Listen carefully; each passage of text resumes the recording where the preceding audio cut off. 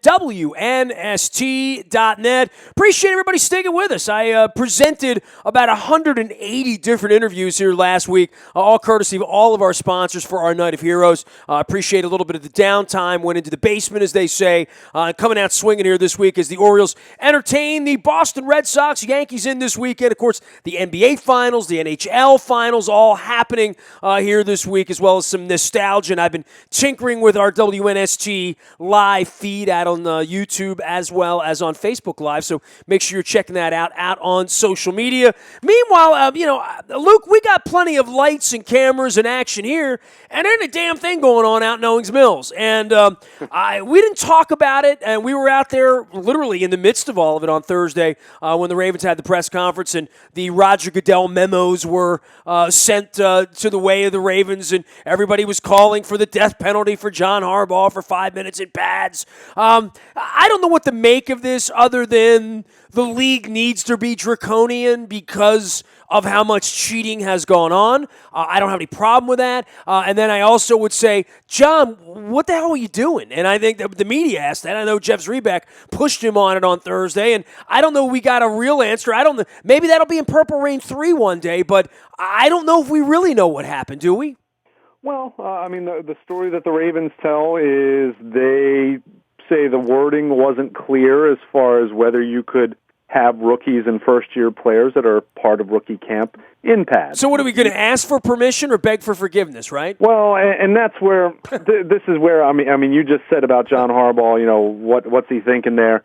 I have a hard time believing that this is the first time that they thought that it might be okay to do that. I mean, this is 5 years into the CBA. This wasn't something that came into existence last year or this year. I mean, the 2011 was when we basically, we had this, had the lockout, had the new CBA, more restrictive off season where you're limited to, having the 10 OTAs, mini camp, a shorter off season training program. So, my thought is, if you weren't sure about it, why was it, or if you weren't sure about it, how is this now the first time you've tried to do it? That's where I'm a little skeptical. I don't know for sure. I know it was a very short period of time before they were kind of alerted to say, hey, don't know if we can actually do this, but to me it kind of feels a little more like hand in the cookie jar kind of situation. And look, in the big picture now, John Harbaugh received a pretty significant fine, and the organization as well. It's like $137,000, I believe it was. Jim Trotter of ESPN reported, and the organization fined just below $350,000. Going back to your point about the league coming down hard, I think it's that, but also keep in mind this is a players' association. This is a union issue. I mean, it's one thing when you're talking about a team, with deflated footballs or something like that. This is another thing where you don't want to get the players' union ticked off at the league. God knows they've already had plenty of things that they don't see eye to eye on. Yeah, so I'm having Andrew Brandt on this week, and he wrote about it last week at MMQB, just about the lack of trust that still exists. Sure. Going back to when they had peacetime with Tagliabue and Upshaw for many, many years. I remember the ugliness of the strike, the first time around, and replaced. We kind of touched on that a couple of summers ago, I think we went to the brink on that, and as much as we talk about the baseball situation and where the, salaries are and where money is and Marvin Miller and all that, and the lack of trust there, football is certainly, if it has not surpassed that, because there's more money to fight over, right?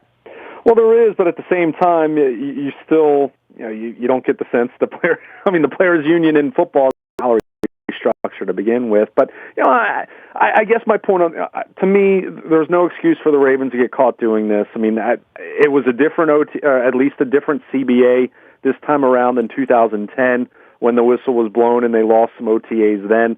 In the grand scheme of things, like I said, other than John Harbaugh getting a significant fine and 304 just under organization was fined, they lost 3 days of OTAs. In the big picture, in the big picture, do I think those 3 missed OTAs, do I think that has on the fate of the absolutely not.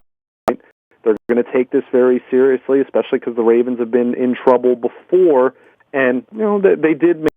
It's not the biggest deal in the world in the big picture, but it's not a great look, and it's clear that the league wasn't buying the Ravens, just being unsure about it. It's clear the league, based on the penalty, league thought embarrassing, right? It's punitive in that they're not practicing this week, and I don't know where the upside was. I mean, I keep going back to and I love that John's.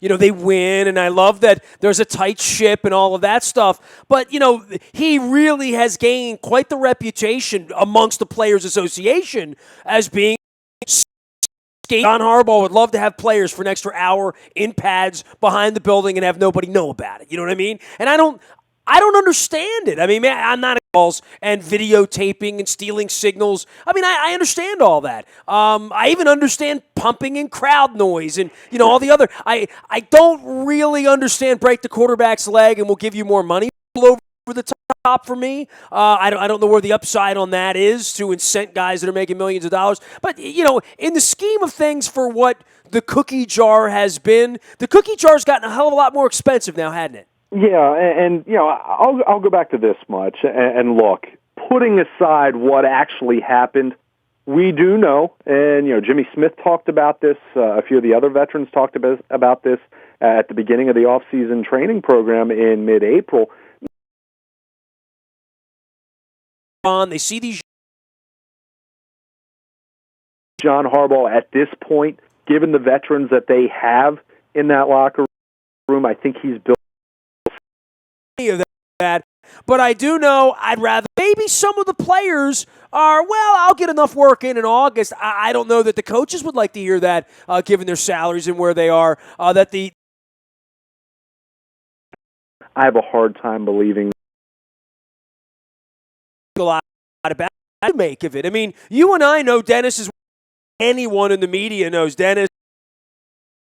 I don't think about guys getting hurt, but I think that's he's got a better off switch than I've got. I'll tell you that. Well, I think more than lip service. Lip service.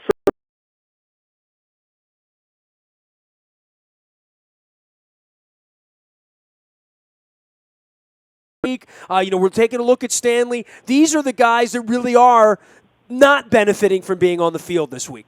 Yeah, and those are the guys that you feel for because we've talked about this so much, and it's been talked about amongst league circles as far as what you can do to help rookies bring them up to speed a little bit more.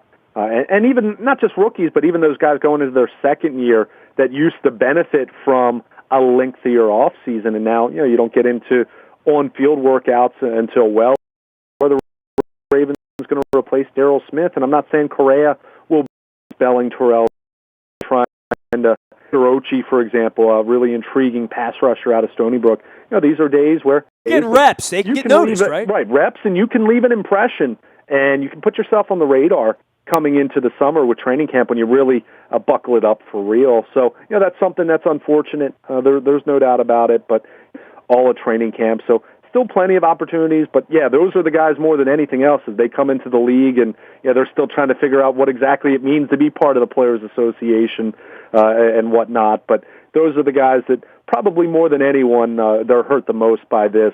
Veterans, you figure they don't need it too much. Coaches, coaches are resourceful individuals. I think we know that. The ones that are worth their salt, they'll figure out how to get that work made up at some point. But those missed reps for the rookies, that's something you definitely don't want to see. Luke will be not out in Owings Mills. What do we do? What's going on out there this week? I mean, like anything? Well, these are OTAs, right? So O means optional to begin with, right? Yeah, they can't have any team team-sponsored workouts. Allowed to go in and work out on their own because they can do that. Joe Flacco's been going in all along, even though they can't have any activity. So that kind of gets to be a week of rest, which John Harbaugh tried to put a positive spin on it when asked about that. And these guys have been in here every day working out since mid-April. It gives them a little bit of a rest out on the field and see how that plays out. But he's also Baltimore Luke out on Twitter. I am nasty at WNST.net. Anywhere you are. You're getting NBA, you're getting NHL in there, even a little bit of lacrosse this week, as well as your Orioles and your Ravens and then the Yankees later on this weekend. Any breaking news like having that's all brought to you by Coons Ford of Security Boulevard, and Dennis and Christos will be here today.